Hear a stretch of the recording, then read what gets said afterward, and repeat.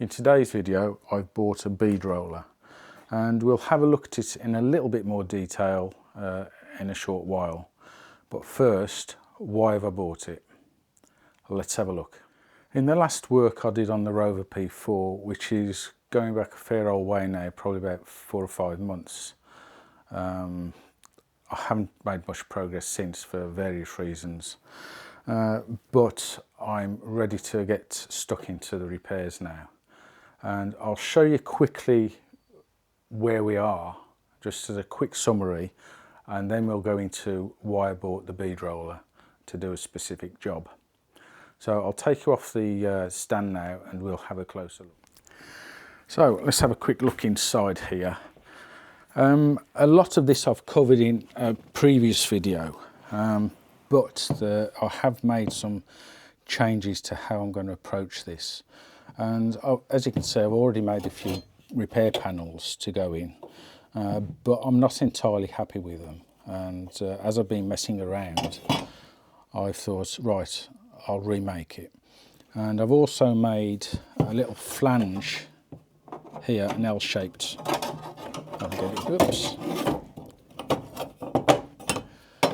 a flange here which will extend this corroded piece here all the way to join just there. Also, repair section needs to be put in there, which I've made, but I'm not entirely happy with it.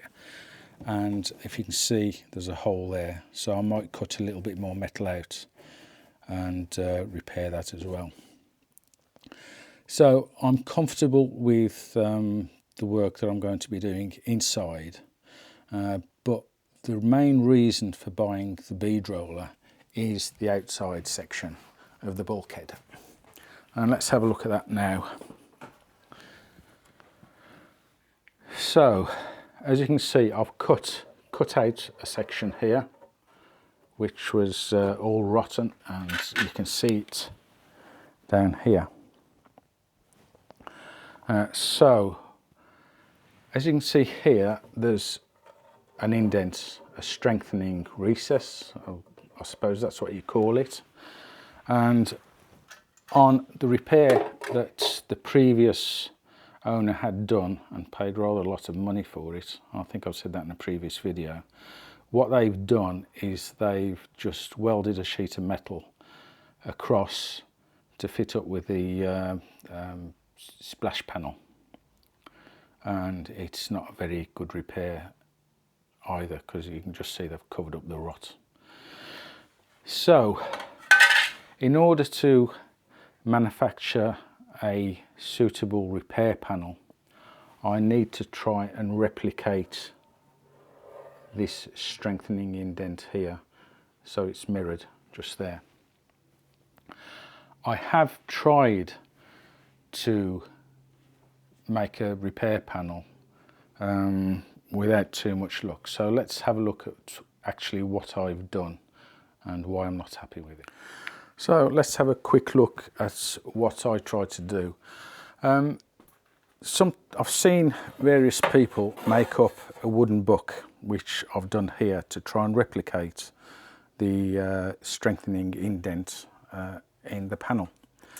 And so I measured up and I scribed out where I needed to cut, and I did that, and then I backed it up with some hardwood, and then I cut a suitable sized piece of metal, and I used this hammer to start to knock it through and form the strengthening area. And it works after a fashion, but it needs a lot more effort to try and do it properly, and I haven't got the skills to do that at the moment, although it's something I'd like to put more practice into. So I decided to buy a bead roller which can make flanges, it can cut metal, and you've got loads of tools that are available to do different things in metalworking. So It's designed to be mounted in a vise, and at the moment my vise isn't positioned such that I can actually use it, because as you can see the handle is rather long and I ain't going to get it to work properly. But I've put it into a workmate and I've had some results, but it's not ideal, but I think I can get away with using that.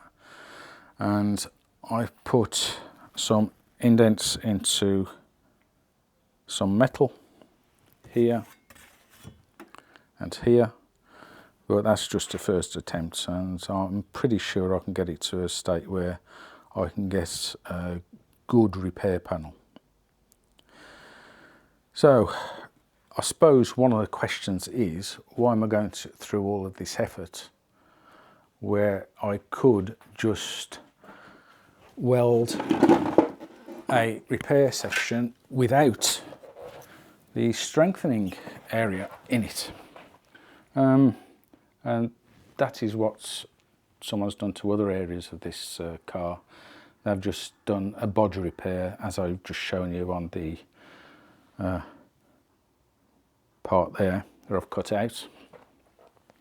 And I'd like to take it as close to a factory looking repair as possible, but that's just my outlook on this particular work. I'd rather do it properly than not do it at all, or not do it at all. So yeah, that's where we are.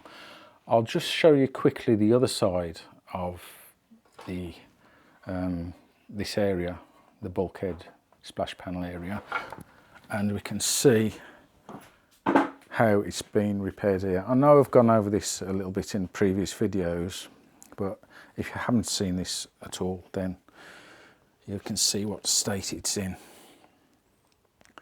So the same needs to be done on this side, so that's totally rotted out, and it's a common area to corrode, and all up here behind the splash panel, as you can see.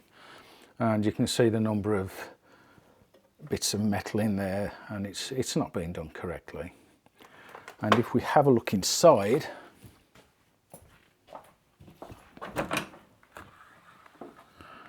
the light isn't particularly good in here. Let me get a light.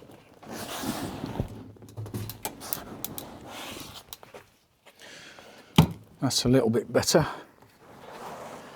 You can see the repair I'm trying to do over the other side, and you can see some repair there, and this area here has just been covered with a section of metal. They haven't tried to cut out the rot, which you can just about see. I can point it out just there, So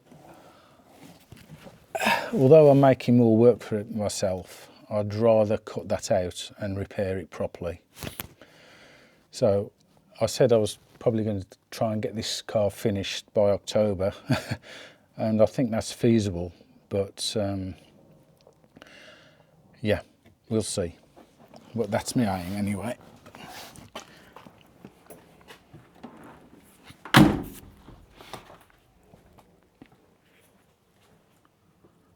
So that's where we are really. I thought I'd just make this update or introduction to the beginning of the proper repairs to my Rover P4.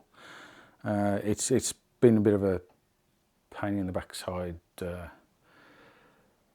year this year, but I'm not going to dwell on the reasons, and if you've seen some of my recent videos you'll know one of the reasons why, but I just haven't had the time or the inclination to get stuck into this work. But that's now changed, and there's going to be a lot more videos coming on the Rover P4, because that's going to be the priority the early part and into October. this year. There's also going to be another car featuring very, very soon, because as some of you know, I've had an accident at the beginning of the year, and that's all sold. I'll probably go into it in a bit more detail in another specific video. And we bought a Volvo XC40, and I'm going to be doing a review of that car, but it's not for me, I'm afraid, and I'll go into the reasons why. So I'm going back to a Range Rover Sport or a full-fat Range Rover in the near future. So watch the space for that. And what else? Yeah, I can't spend any time on the Lotus, which I'd love to do, but that's the way it goes. I bought this and I started messing about and finding damage on it, and yeah, one thing leads to another, and if you're into classic cars, you'll know what I'm talking about. So I'll wrap it up there. Thanks for watching if you've got this far. Please like and subscribe, it really means a lot to the channel, and I'll see you very, very soon. I'm going to try and release a video a week, and yeah, maybe a bit more, who knows. So thanks for watching again, and goodbye.